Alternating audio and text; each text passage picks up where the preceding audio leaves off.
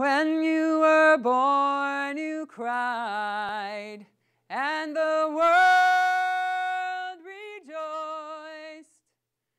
Live your life so that when you die, the world cries and you rejoice. Isn't that great? Sing that in the shower every morning just to remind yourself what's going on. Yeah. Inciting radical aliveness in individuals and groups. And mostly I do that through voice, singing, speaking, sound. How do you make what you're saying and how you're saying it congruent? How do you create an environment that's consistent from beginning to end so that the message and content is good, the way of conveying it either vocally and or technically is consistent, and people are in a situation where they're actually open enough to hear it. And that's a radical thought, to actually consider all of that before you even begin. Full voice, how to use your voice in service to your work and your life. And what that looks like is I open the conversation asking people, what's your story about your voice? And everybody's got one. And off they go, they talk to each other for 6 or 7 minutes. And the stuff that they come back with is about the teacher in 2nd grade who told them they couldn't sing, or that they somehow were traumatized along the way and they can't seem to get what they have to say out. They talk about the sound, the way they sound on voicemail. It's all over the map. It's all over the map. It's a great provocative question. And that is what voice is. It's the literal sound coming out of your mouth, but it's also your story about yourself. It's your culture's story about you. It's your whole history. It's your ancestral story, you know, region where you grew up, your class, education. And all of that is leaking out every time we talk. And we're completely unaware of it. So what my work is about becoming more aware of it and more choiceful about using this thing that we use every day to make things happen in the world. So most of us talk here. If we sing, which most of us don't, we sing here. And what we have available is way out here in the realm of sound.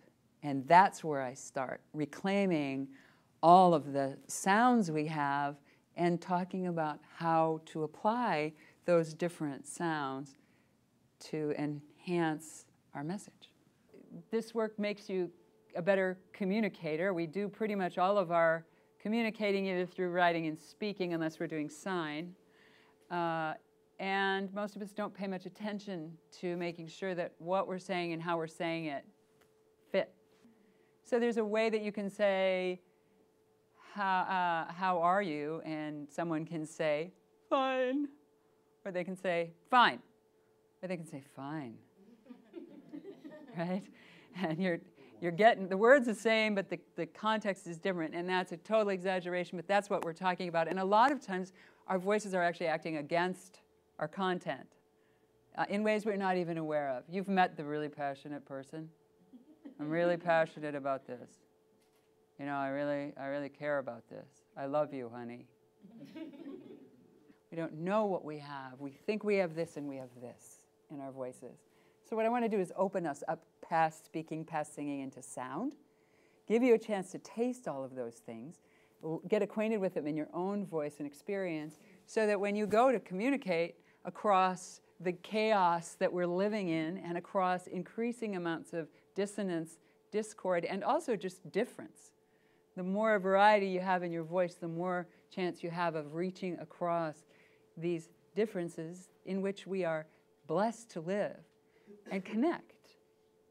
We're going to talk a little bit about where each voice is sourced in your body, because your voice is not this thing here. It's like holding up a reed of a saxophone and saying, here's my saxophone, right?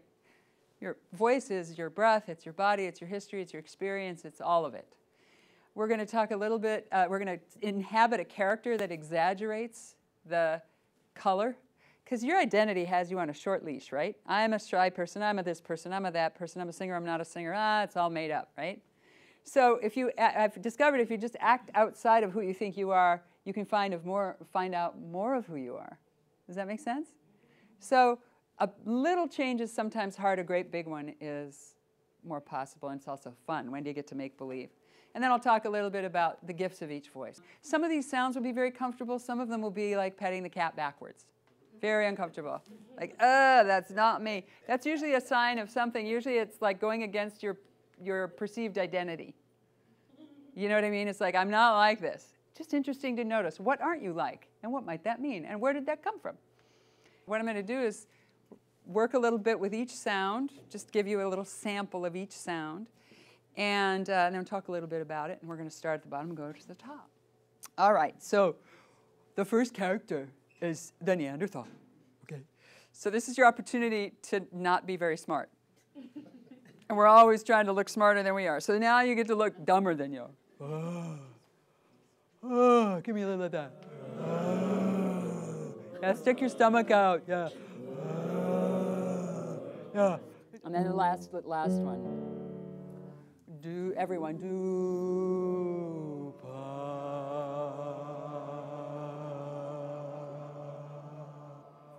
Now, what do you notice in your body about this? Relax. You want to lie down. Yeah. I'll wake you up in a minute, I promise. I don't. My body does. Your body wants to lie down. Yeah, good. What else do you notice? Nobody can notice anything because they're all kind of stupid. It's very grounded. It's very grounded. Yeah, yeah. So this is about gut instinct, right? This connects you to your primal brain. And we like to think we're over it, but we're not. We're animals. And we're responding to each other on an animal level all the time. You know, it's like if you get really, like, you can get into somebody's face, right? Right? Yeah. You can feel that, right? Yeah, I can. Yeah, and you can hear it in my voice. I mean it. Parents have this. You know, there's the like, honey, could you do this? Honey, could you do this? And it's like, honey, do this. And the kids just go, right, right, right. It's also great for authority, like you said, and it's very grounding. So when you're wound up and you've been damn it driving, right? You do damn it driving?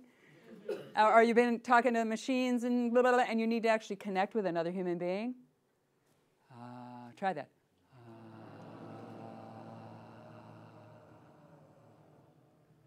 You're home. You feel that? You're like home in your body again. Like that, right? Wonderful. Yeah. Fire is next. We're going to be Italian for this. We're going to be Luciano. Pavarotti, big hairy chest, big eyebrows, big ego, huh? You feel it, yeah? Okay. All right, so let's just start with a little call and response chorus about pasta, shall we? Rigatoni, everybody. Rigatoni. And the final desperate plea, lasagna. What do you notice? What's going on in your bodies? You're hungry. Yes, good. Hot. What kind of song? Yeah, hot and hungry. What else do you notice? Coughing? Energy. Whoosh, moving. Yeah. I'll wait for the garlic bread. You're waiting. I'm with you. It's a lot of energy there, yeah? Yeah. So this is a great voice to choose if you're doing public speaking. So if Martin Luther King had gotten up and said, I like have a dream, we wouldn't probably be thinking much about it. And I just heard a great story about that I have a dream speech that Mahalia Jackson was sitting behind him, Earth Voice. And she's saying, tell him about the dream, Martin. Tell him about the dream. I love that. I don't even know if it's true. I haven't researched it, but I just love the idea. You know, that the Earth woman is standing behind the fire guy and going like, go on. You know? So that, we wouldn't remember that speech in the same way. I have a dream. It's like, yes, I feel that. It's a direct way to open the passion. And there's a reason we call them fiery orators. There's a reason we talk about fire in the belly. It's all about the passion, right? I love it. Yeah, it's just fun to watch people become more human. Step back into their humanity and their joy and their song and their voices. And it's just a pleasure. Interesting. I hated this one with my whole entire heart because I'm not like that. I'm Midwestern, my whole made-up story, Midwestern, raised by German, American, Depression-era parents, teachers, 6'2", and smart. Yeah, right. I can't carry this off. This is so not me, right? Except it is. So this was the part of my voice that I just hated. And when I welcomed it back, there was buckets of tears, more of that, more of that. And on the other side of the tears was this voice that I actually sing with all the time.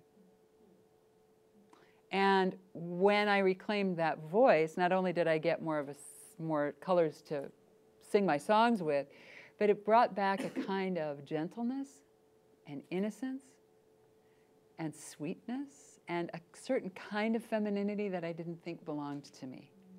And it changed. Like I felt like part of my house had been shut off, and now I can live in it and actually love it there. So this voice is useful. It does have uses, and one of them is to ignite the imaginations of people in the room. So I know there's a lot of dreams at large in Cincinnati right now about how to make your city work better. So when you say, you know, I have this idea. Isn't that intriguing? It's like what?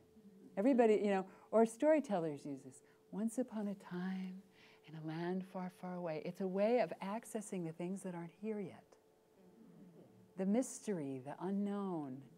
It's also the connection to the infinite. The realm of the spirits. It's usually about the wind, right? Spirit, wind, breath. All of that's connected up here. So that was another thing that came home for me when I brought this voice back, was a different kind of connection to the infinite. Fascinating. Yeah.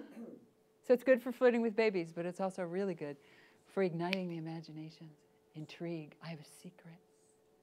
Storytelling, exactly. Yeah, it's fascinating.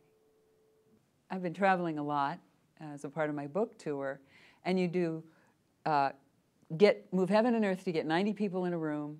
They're all brilliant, or most of them are, and we'll talk about that later. And all of this potential is there, and there's a barrier because the sound system is terrible.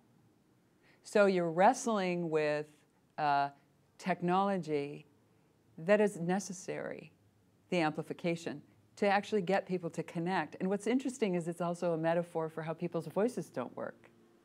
So you can have someone who has a brilliant idea, and the way they convey it stinks, and the idea won't get there. It's really about the hospice work that I do. I see people, I sing for people who are dying, and I just see what a gift it is to be alive. It's, you know, and that's what I see. That's the common theme. Every once in a while, you get sort of an unrelieved jerk or something, but most of the time, people are cherishing every moment that they get to be alive. And when I see us living so dead, it just, I just think it's really rare to see somebody alive at the front of a room, acting the fool, having a good time, being embodied, being irreverent, playful. It's what they like about watching you too. It's like it's naming something in the room that doesn't get acknowledged. May you walk with assurance that your way is blessed. May you dwell in the spirit of yes. Here we go, yes. Yes.